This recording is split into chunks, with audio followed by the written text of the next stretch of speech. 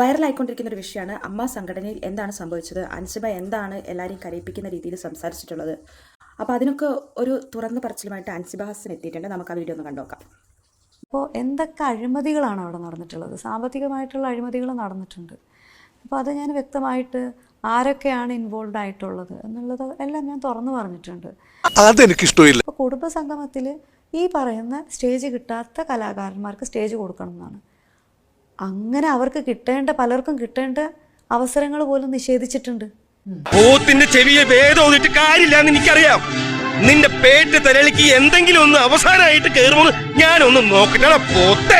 Sanjeevani medicine നമ്മൾ provide ചെയ്യുന്നുണ്ട്. അപ്പോൾ നമ്മുടെ തന്നെ അംഗമായിട്ടുള്ള വിഷ്ണു ഉണ്ണികൃഷ്ണന് ഒരു മെഡിസിൻ കമ്പനിയുണ്ട്. ഈ കമ്മിറ്റി വന്നപ്പോഴേക്കും ഒറ്റയടിക്ക് അതങ്ങ് മാറ്റി.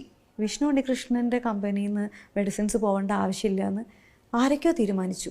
ഞങ്ങളുടെ ഭരണസമിതിയിൽ ഞങ്ങൾക്ക് ഞങ്ങളുടേതായ വീഴ്ചകൾ ഉണ്ടായിട്ടുണ്ട്, ഐക്യമില്ലായ്മ ഉണ്ടായിട്ടുണ്ട്. തൊലിക്ക് നല്ല കട്ടിയാണല്ലേ. ഇതങ്ങ് മാറ്റിയിട്ട് വേറെ ഏതൊക്കെയോ മെഡിസിൻ കമ്പനികളുമായിട്ട് ടൈപ്പ് ചെയ്തിട്ട് അങ്ങനെ മെഡിസിൻസ് അയക്കുന്നത്. അപ്പോൾ ബേസിക്കലി ഒറ്റ സ്ഥലത്തുനിന്ന് മെഡിസിൻ പോയിക്കൊണ്ടിരുന്നത് പല സ്ഥലങ്ങളിൽ നിന്ന് മെഡിസിൻ പോകാൻ തുടങ്ങി. നമുക്കിതിൻ്റെ കണക്കൊന്നും തരുന്നില്ല.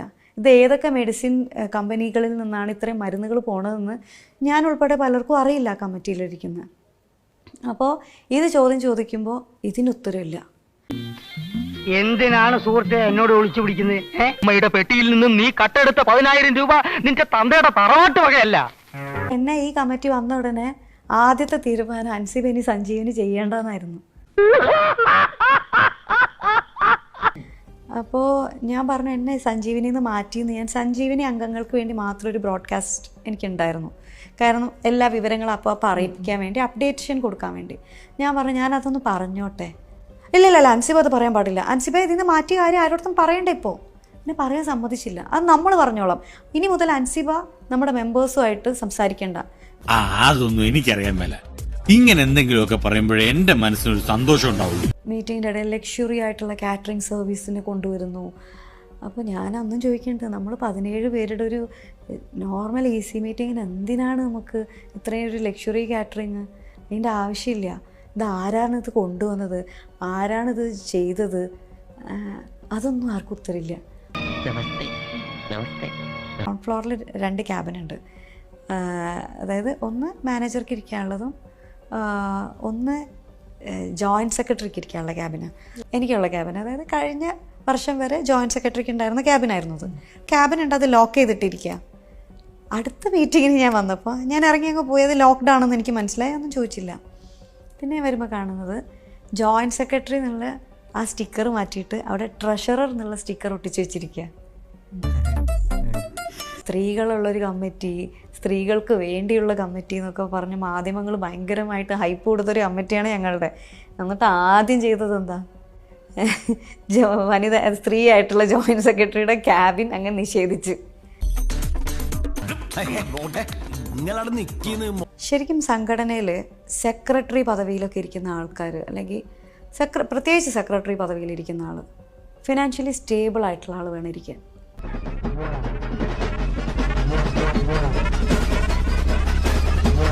അതുപോലെ കുടുംബസംഗമം നടത്തുമ്പോൾ നമ്മൾ പ്രയോറിറ്റി സ്റ്റേജ് കിട്ടാത്ത ആർട്ടിസ്റ്റുകൾക്ക് കൊടുക്കണം.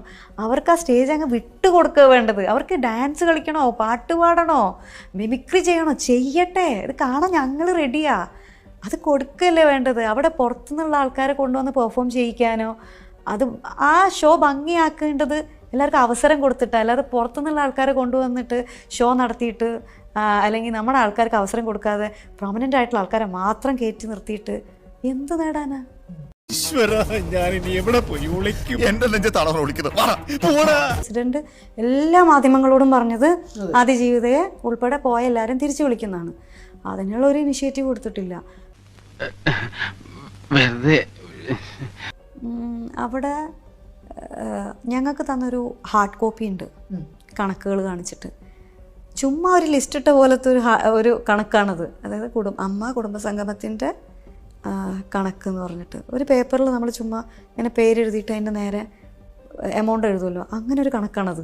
അല്ലാതെ കറക്റ്റ് കോളം വരച്ചിട്ട് എന്താണ് ഐറ്റം, എന്താണ് ഡെലിവറി ചെയ്തത്, എത്ര രൂപയാണ് കൊടുത്തത്, എത്ര രൂപയായിരുന്നു അഡ്വാൻസ് കൊടുത്തത് എന്നുള്ളൊരു കൃത്യമായിട്ടുള്ള ക്ലാരിറ്റിയുള്ള ഒരു റിപ്പോർട്ടായിരുന്നില്ല അത്.